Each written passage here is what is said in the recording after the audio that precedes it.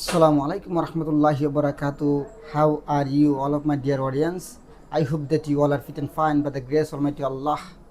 Welcome back once again to another video. And today in this video, I'm going to describe this calculator. So, before describing this calculator, I want to discuss with you some important things. That is, you click on this video, that means you also want to improve your English like me. I want to improve my English communication skills. That's why I'm struggling. You know that without practice, nobody can perfect, nobody can fluent in speaker. If you want to a good speaker if you want to a spontaneous speaker, you have to practice a lot. Otherwise, there is no alternative way. That's why I decided that I will make every single day at least one video, and in this video I'm going to describe this calculator, and I will describe so many things in the other video. Okay, so come to the point. So today I'm going to describe this calculator, and you can see this calculator very well known. Actually, everybody knows this calculator. So okay, first of all, I want to describe this calculator. First of all, its size.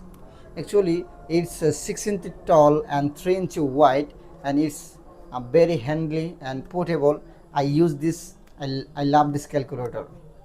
Okay, its color is dark blue, also black color, and we can see the big display at the top, and in this display we can see the result. We can show if we put any number, we can see here the result. Okay, and then I want to describe some more important thing, that is its key.